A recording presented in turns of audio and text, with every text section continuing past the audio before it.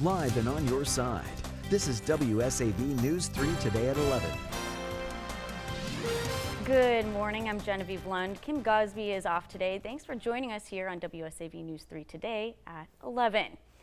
We made it to Friday. You're taking a live look over Tybee Island. It's almost like you can see the beachgoers from here. Storm Team 3 meteorologist Alyssa Carsley is outside in Taylor Square again this morning. She joins us now with a look at your forecast first. Good morning, Alyssa. Hey, good morning, Genevieve. As we head into the next couple of hours, of course, we're still tracking that same old heat we have been tracking over the last couple of days, with temperatures coming back up into the mid to upper 90s. The biggest difference, though, is we're finally back to tracking some of those afternoon rain showers and thunderstorms that will help cool down some parts of the area, which we've needed all week long. But as of right now, Viper radar staying pretty quiet, but we're not too far away from the rain. In fact, watching for this stalled front just to our north, that's going to give us that chance of rain today, that likely chance tomorrow, and then more of a typical summertime pattern as we head into our Sunday. And that's also going to help our temperatures fall back down at least close to average in the lower 90s. Now, of course, that is still hot, but at least it's not the mid to upper 90s that we have been tracking this week, and that we're once again going to be unfortunately tracking for next week. Though overall, watching for isolated to scattered rain showers to fire up just after lunchtime, and that continues through later on this evening. So coming up in the complete Storm Team 3 forecast, we'll talk about those rain showers this weekend, time them out, and of course talk about that sizzling heat for early next week.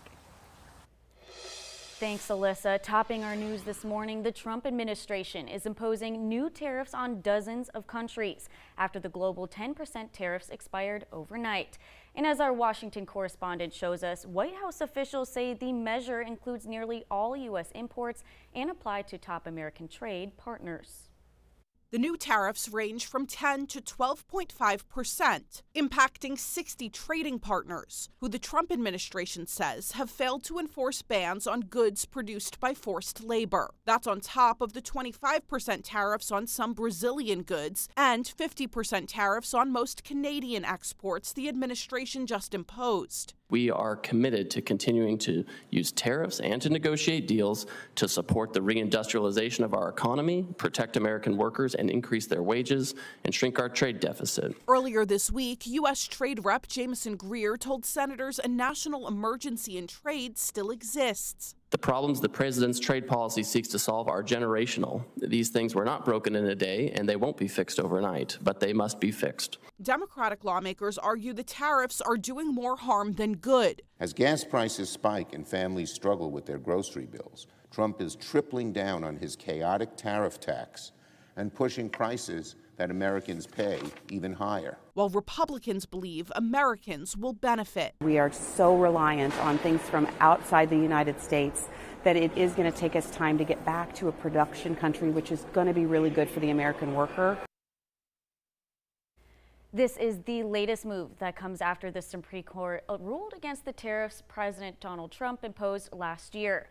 Canada's trade minister says the move is not unexpected. He says Canada shares the goals of ensuring that goods produced with forced labor don't enter the supply chain. However, other countries have been more critical, with Brazil calling the tariffs arbitrary and unjustified.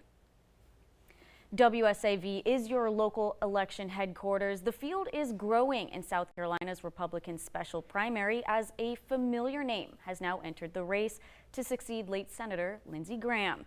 Former South Carolina Governor and Congressman Mark Sanford has announced that he's seeking the Republican nomination. Sanford represented South Carolina's 1st congressional district before serving as governor from 2003 to 2011. He later returned to Congress, where he served from 2013 to 2019. In his announcement, Sanford said that a nation is at a financial tipping point, adding that he's running to help preserve the American dream. Sanford joins that race that already includes Congressman Russell Fry and Ralph Norman, as well as Darlene Graham, who was appointed by Governor Henry McMaster to serve the remainder of her late brother's term. A new Immersion College poll shows that Congressman Ralph Norman leading the way at 16%. Businessman Mark Lynch, who also had announced his candidacy, is currently right behind him in second with 13%.